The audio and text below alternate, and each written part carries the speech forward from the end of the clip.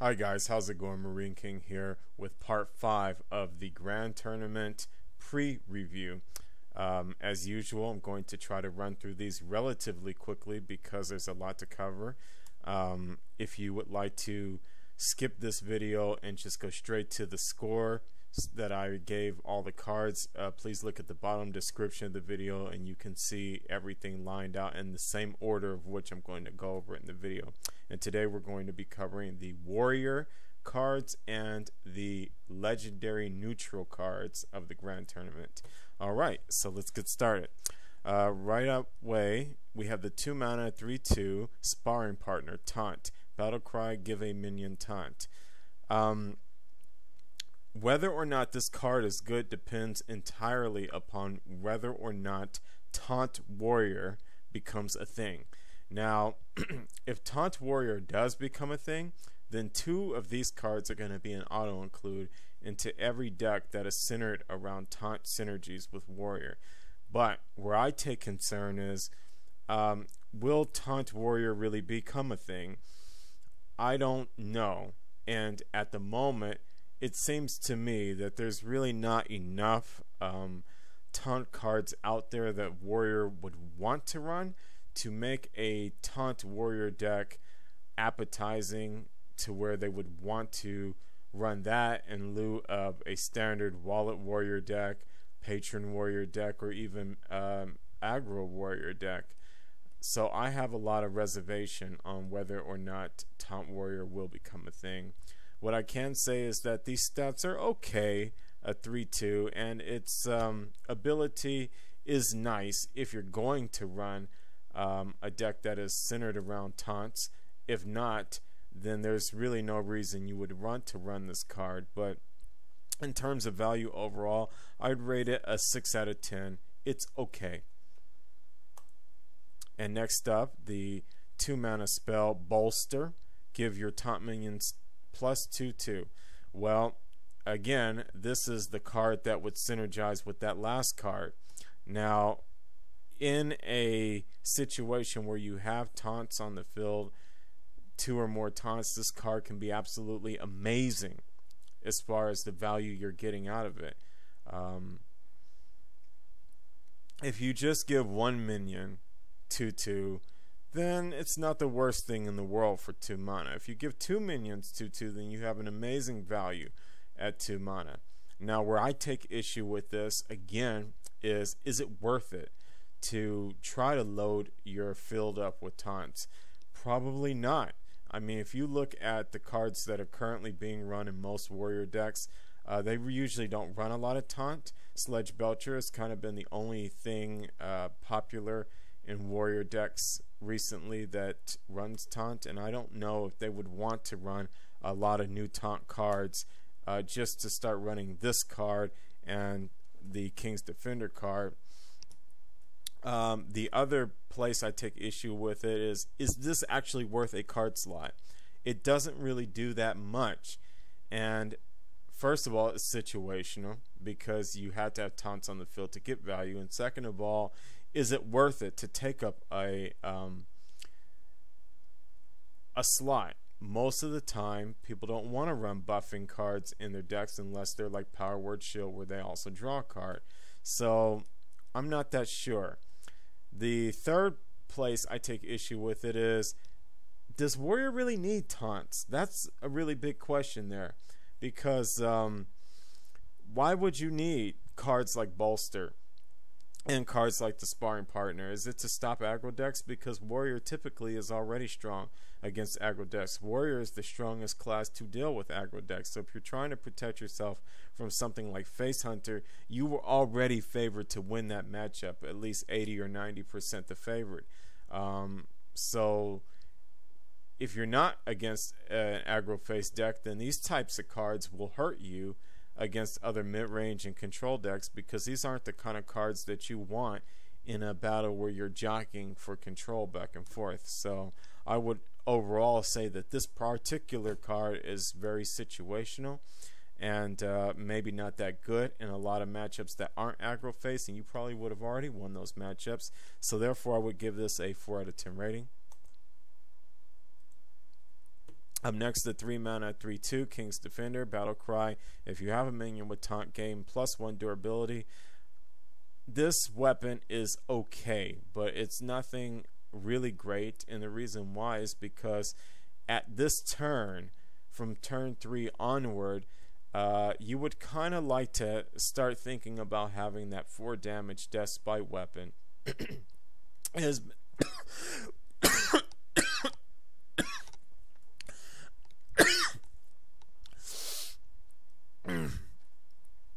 pardon me.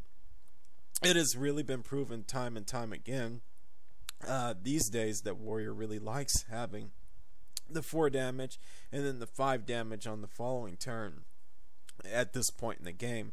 So I don't think having a 3 damage weapon is that useful at turn 3 onward, and by extension I don't think having an extra durability is useful either, because by then you surely would have wanted probably to switch to a Death Spite.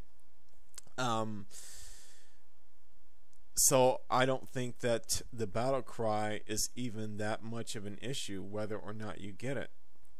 And I question whether or not taunts in general are even going to be a good thing. But even if they are a great thing for Warrior, I don't think that this weapon is all that amazing at 3 mana.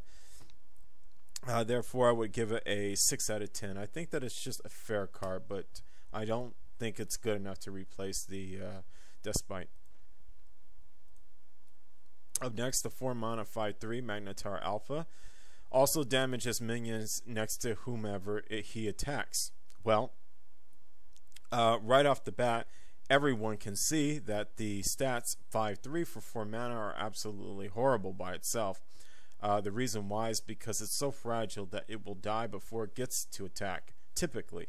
So let me tell you guys what happened with this card.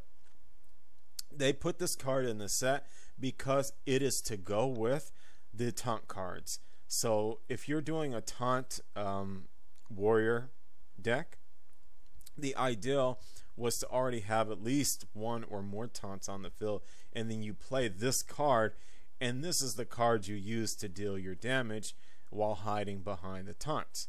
So where I take issue with this card is that, let's say theoretically that you did put it behind taunts and that you were able to protect it from dying. Okay. The problem is, if he's going to attack something to take advantage of this card text, he's going to die almost surely. Almost anything he attacks, he will die, because 3 HP is all he has. So it seems to me like a lot of setup for something that you may not have the ability to really get amazing value off of it anyway. I mean, you're still paying 4 mana for something that's going to die, so it's kind of like a really fancy slow removal, and I think that it's a little too far-fetched to do a setup behind taunts because of the nature of the game and the way things go, and the fact that a 5/3 doesn't really work in most warrior decks anyway. A 5/3 would only work in an aggressive warrior, but aggressive warrior wouldn't need that card text. So this card doesn't really have a strong place in any warrior deck, and I don't think it will have a strong place in any upcoming warrior deck. Therefore, would rate this as a 3 out of 10. I would say this is one of the more disappointing warrior cards, because this card text was very interesting. I think splash damage is something people have wanted, but I don't think that this was the way to do it. Up next, the 3 mana 3/3 Inspire. Give your weapon +1 attack. Orgrimmar Aspirant.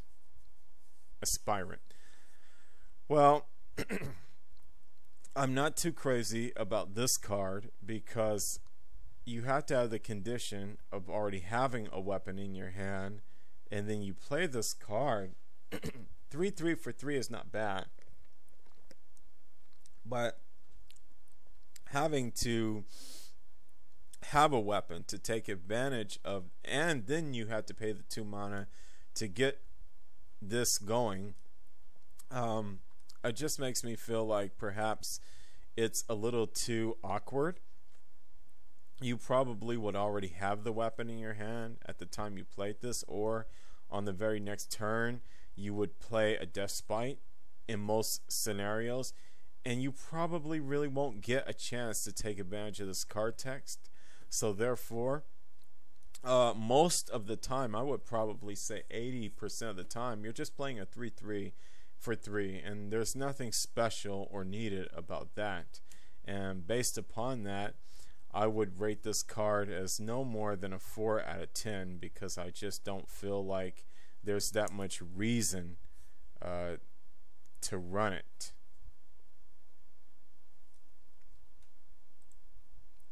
Up next, the 3-mana spell Bash. Deal 3 damage, gain 3 armor. You know what? It's not an exciting spell. It's very basic, no frills, but it is very solid. And because of that, I like this card. I think that it's going to be very useful to warriors, because they have never really had spot removal spells before, or spells that could damage the face directly through taunts before. Now, anything that was really viable, this kind of gives them finally a way to deal some damage without having to go through the use of a weapon. Not only that, but you're gaining 3 armor. So I think that this is pretty solid, because usually at 3 mana, the spell that warriors have typically been running has been Shield Block, in which they're gaining armor up, but they're not removing anything. Now you can remove something, gain armor up at the same time. I feel that that's really solid. I think that there's a lot to gain here and very little to no drawback. So based upon the fact that there's really no drawback here, and it's good enough to justify having a card slot in general, I think that it's a good card in most control warrior decks, and even some mid-range warrior decks, and I would give this an 8 out of 10. Up next, the 2-mana 2/3 Alexstrasza's Champion. Battlecry. If you're holding a dragon, gain +1 attack and charge. I think this card is amazing. I really love it. A 3/3 for 2 already would just be awesome stats for a 2-mana. By the time you're having charge, which is usually a very expensive mechanic, I think that this is amazing potential for both aggression and defensively too, because you could play it, immediately remove something if you're trying to defend yourself against an aggressive deck, and this, because it has 3 HP at that turn, would probably still live. So now you just have this amazing card that has the flexibility to be both offensive and defensive. If you are running this card, obviously you're running it in a dragon warrior deck, and I can tell you from experience that when you have a dragon themed deck, most of the time you will be holding a dragon to take advantage of this card text. So it won't be as hard as some people originally had thought, that it makes the card really situational. But if you have a reasonable amount of dragons in your deck, say 5 or more, I think the chances are very high you'll be holding one and can take advantage of this. And even if you didn't take advantage of it, there's not much of a drawback here, because 2/3 is still pretty good for 2 mana. And based upon that, I would give this card a 9 out of 10. I think that this card, 2 of these will be an auto include in every warrior dragon themed deck, so long as you're running a reasonable amount of dragons. It's an amazing card. Again, there's like no drawback. There's everything to gain. I think it's one of the best cards of the warrior set, and again, that's a 9 out of 10. Just a really exciting card, and bravo to Blizzard for making this card. Excellent design. Up next, the Sea Reaver. When you draw this card, deal 1 damage to your minions. The 6-mana 6/7.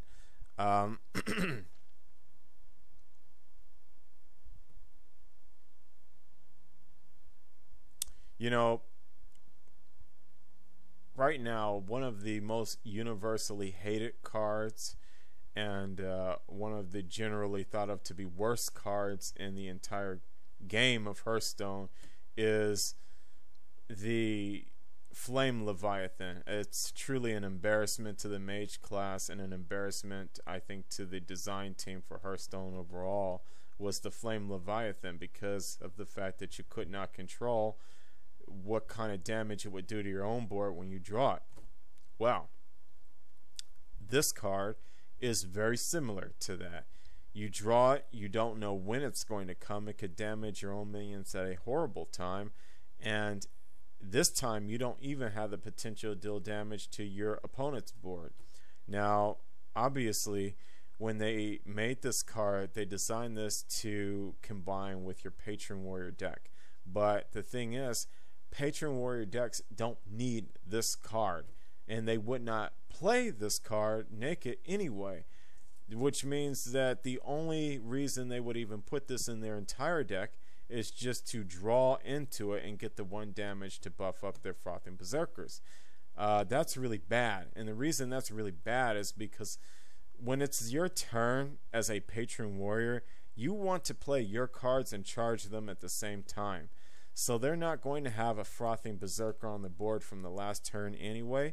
They would play Warsong Commander, and then they would load the board with Patrons or do the Frothing Berserker thing, which means that this card, the effect of it came too late.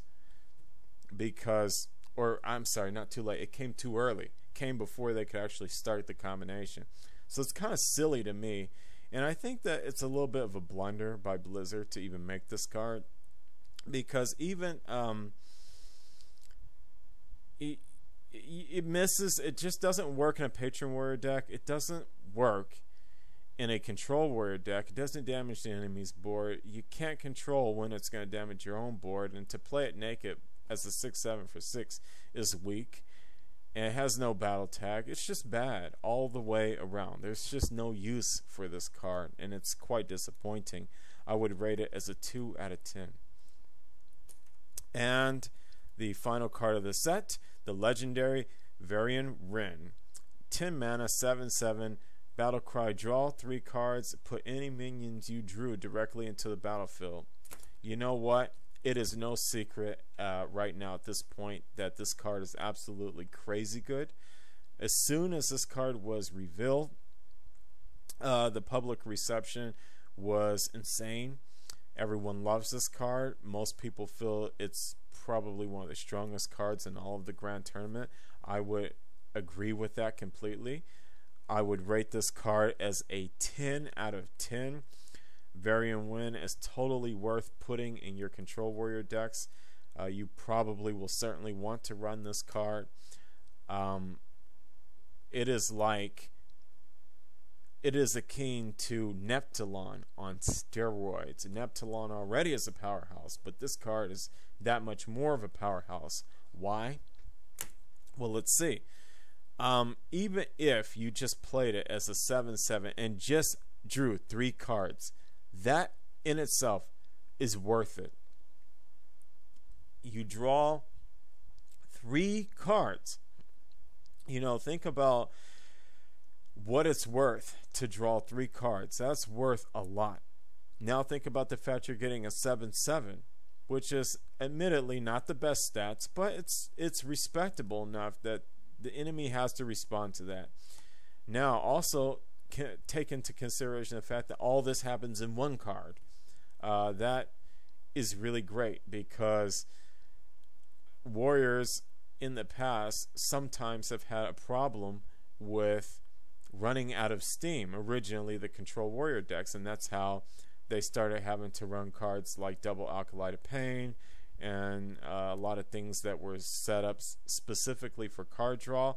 Well, with this, you don't have to worry as much about card draw, because you know that when you draw this, you're going to also draw the 3 cards you need, which is going to keep you in the game probably for the rest of the game.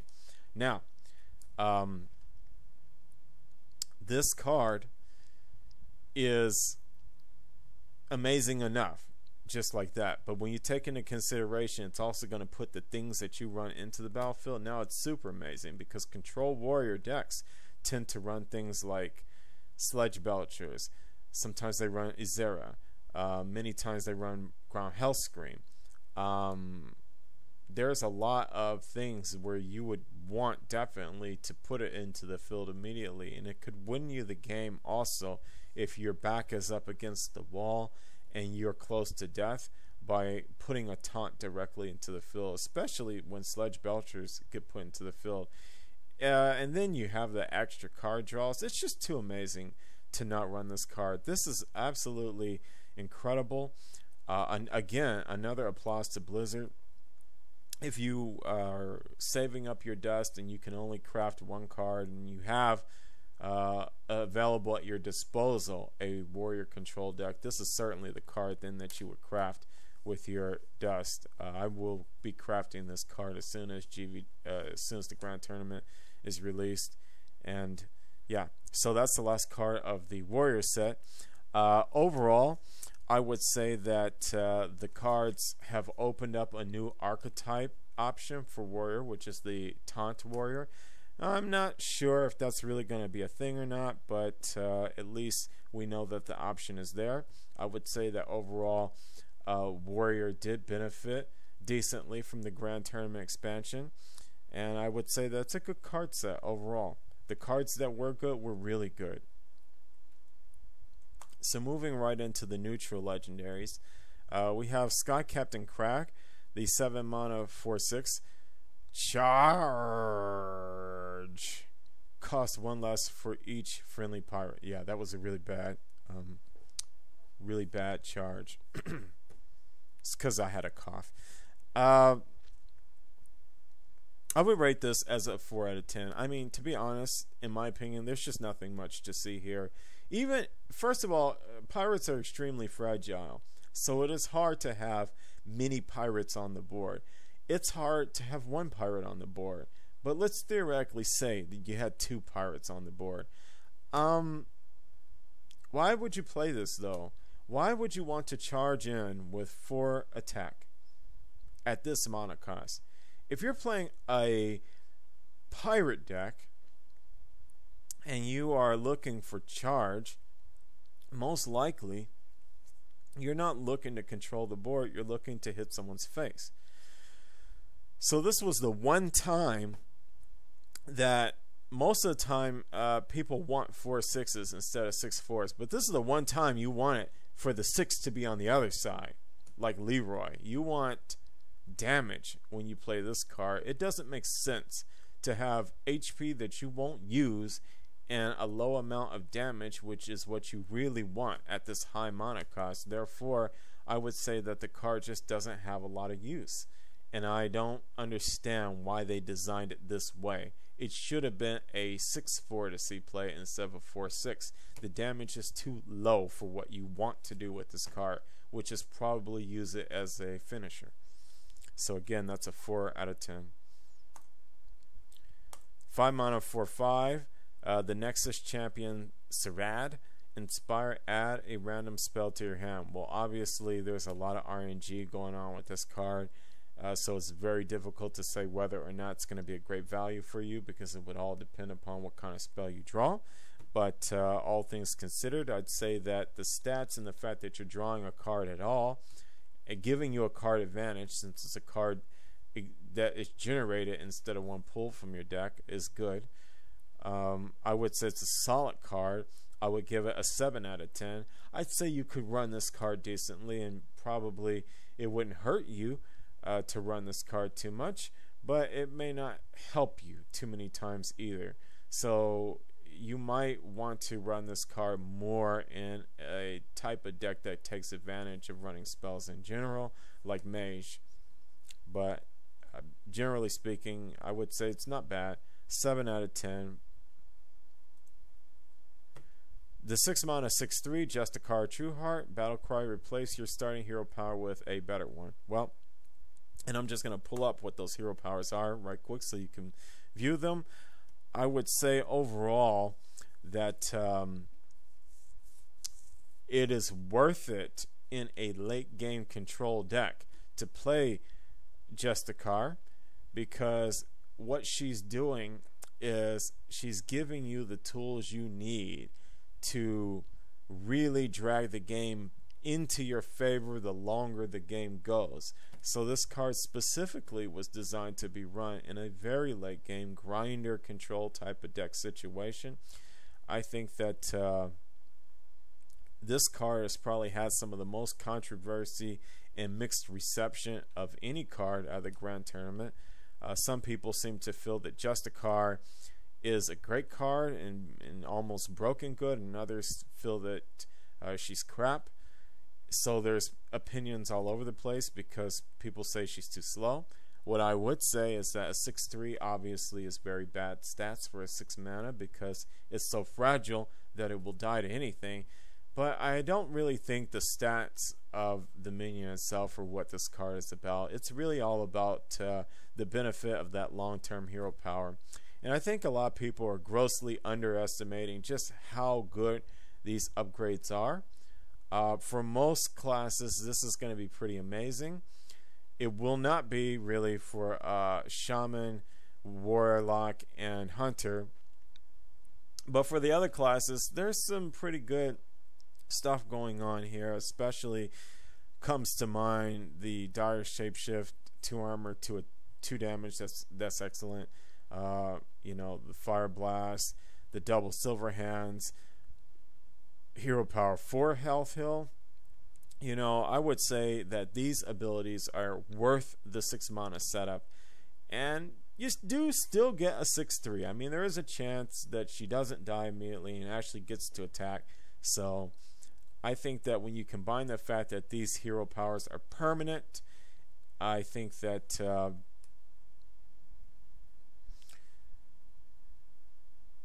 the card is decently good, and that overall it is one that is worth running in a late game control deck. I would give this a 7 out of 10, and I would say it's also a really fun card, so that's also a plus. Next up, 3 mana, 3/4, Eydis Darkbane. Whenever you target this minion with a spell, deal 3 damage to a random enemy.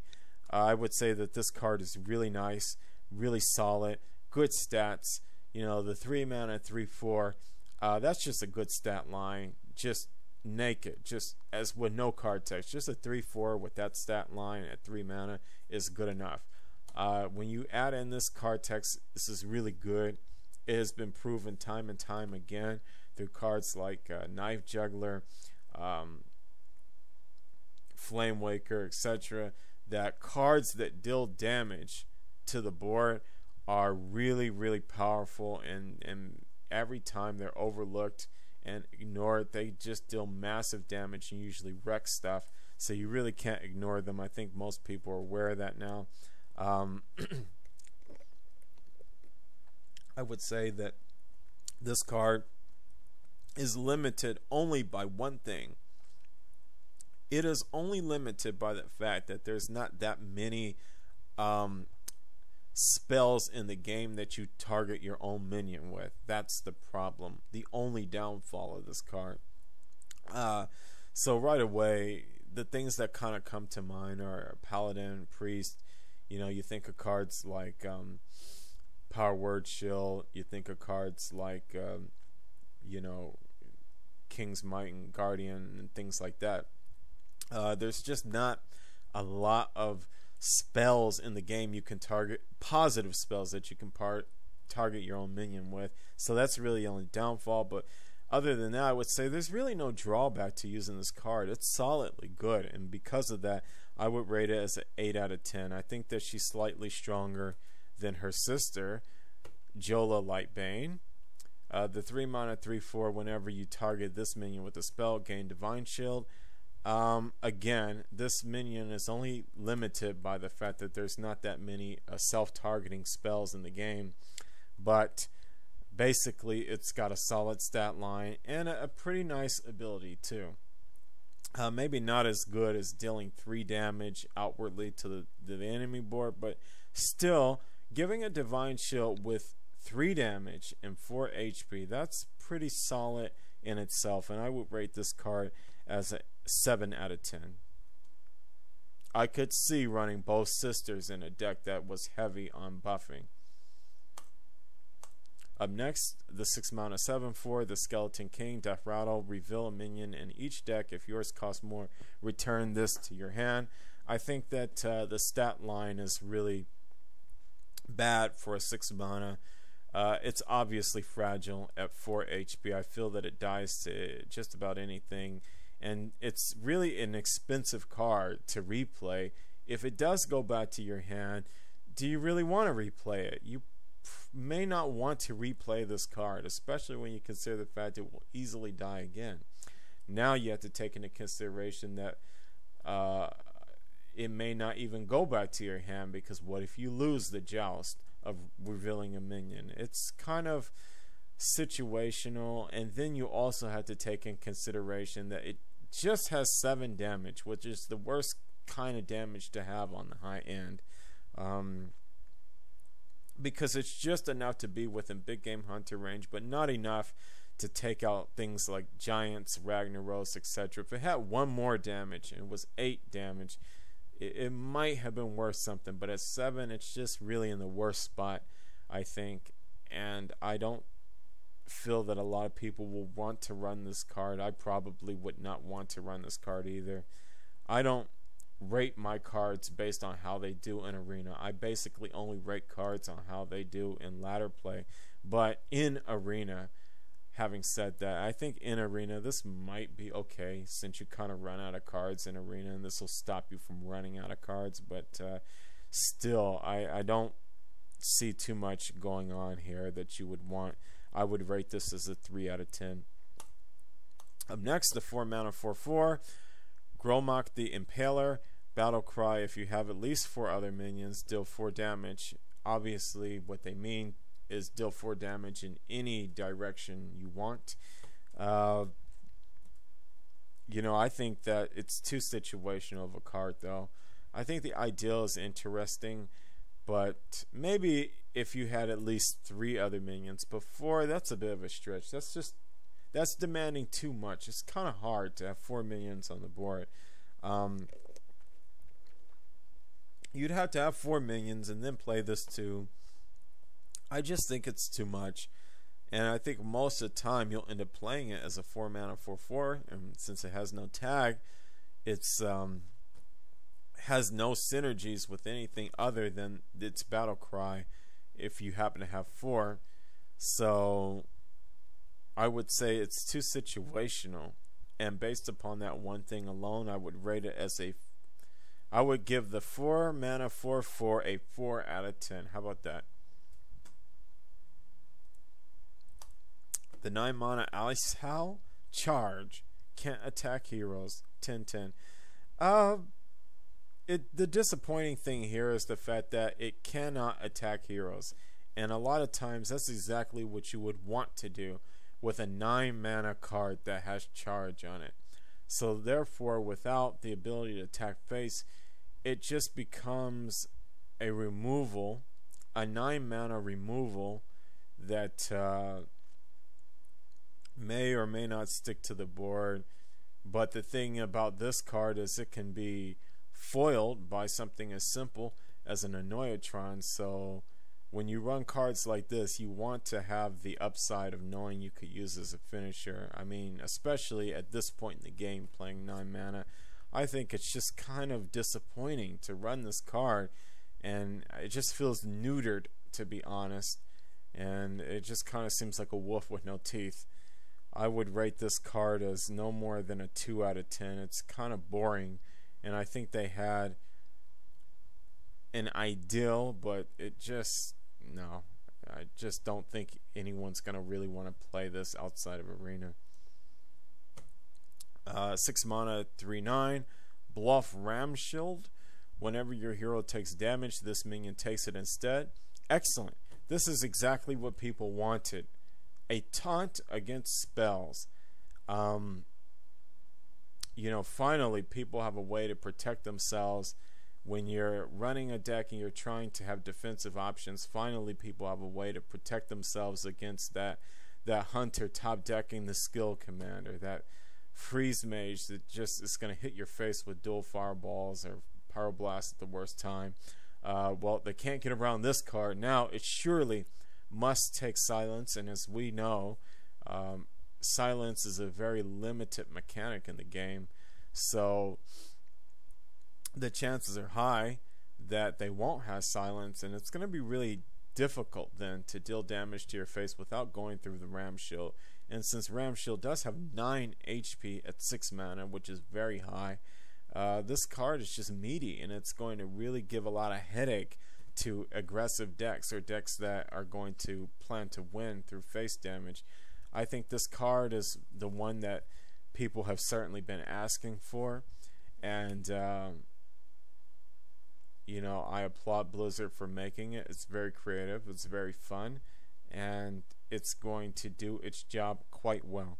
So I would definitely say that if you're looking for something to protect yourself, this is an excellent card to be running. I would rate it as an 8 out of 10. Very nice. 7 Mon A Dragon, the 6/6 Chillmaw, Taunt, Death Rattle. If you're holding a dragon, deal 3 damage to all minions. Again, this is in response to people asking for dragon options that had Taunt, but they took it one step further with this card and gave you dragon options that clear the enemy's board. So this is really cool because it the Death Rattle probably will not really hurt you very much as it's going to hurt the enemy, because in a control decks you don't really spam the board with a lot of low HP minions. You'll have maybe one at best other minion, and it'll probably have high HP.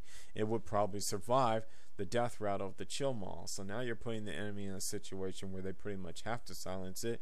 If they don't, they're going to lose their whole board. This kills Skycap'n. This stops hunters dead in their track, and this will absolutely be devastating against mech mages. I think the Chillmaw is exactly what people have been asking for in a dragon card that has taunt. It's nice to see that they did make some taunt dragons and throw them in the game. Chillmaw, again, I feel that the drawback is not really that much against you as much as it is against the enemy, and because of that, the only real downside to this card is that it's kind of fragile. For 7 mana, a 6 HP is not really that great, but 6 attack is plenty good, and 6 HP isn't the end of the world bad, so it's okay. But I would rate this card as a 7 out of 10, and then of course it has its dragon tag here, which means it's also going to synergize with other cards like, you know, Blackwing Technician and Blackwing Corruptor. So, you know, I would say that if you are running a dragon deck and you're looking for some defensive stuff, this is probably going to be something you would like to add into your deck. It won't hurt you really too much. Again, 7 out of 10, pretty decent. Not the best stats in the world, but hey, pretty decent. Okay, so that is the final and 10th neutral legendary of the Grand Tournament, so that covers all the neutral legendaries. Overall, I would say that these legendaries are decent, and I would say that many of them are fun, but I would also say that short of Bluff Ram Shield, I don't see any legendaries here that are really needed or really necessary. So for the people out there who are worried about, you know, coming up with dust and buying packs and things to collect all the legendaries, I don't think you have to be in that much of a worry, because there's no hurry to get them. You can collect these legendaries at your leisure. It's much different from some of the past expansions where you really needed to get your hands on those legendaries. I mean, it was really necessary to get your hands on things like Dr. Boom, and to get your hands on some of the things that were coming out in, you know, like Naxxramas, and, you know, like you had to get your hands on a lot of stuff like Lotheb, and you had to get your hands on things that really mattered. I don't really feel that that's the case with the Grand Tournament in terms of neutral legendaries. There's nothing here that I go, oh, you gotta have that card. No, I mean, most of these cards are just either kind of bad or just solid, or the ones that are good are like you could just hang around and you don't really need to add them to your deck right away. You can totally chill out and just collect them later on downstream. There's nothing here that I would break the bank to collect, or nothing here that would make me go into my collection, dust off a bunch of cards, and then craft some of these. No, I mean, again, I think that the most necessary card might be Bluff Ram Shield. If you're looking for something that can protect you against all types of damage, both physical and spell, then this is a card that you would need, because it's very unique in that it's the only card that does that. But otherwise, everything else is kind of just not that necessary. But it's pretty nice overall, the reveals for the Grand Tournament's legendaries. So that concludes part 5 of the Grand Tournament review. Make sure to check out part 6 if you're interested in covering the neutral cards, all the neutral cards that are not legendaries. So we'll be going over the epics, the rares, and the commons. Alright guys, thank you very much for viewing, and I will see you next time. Marine King out.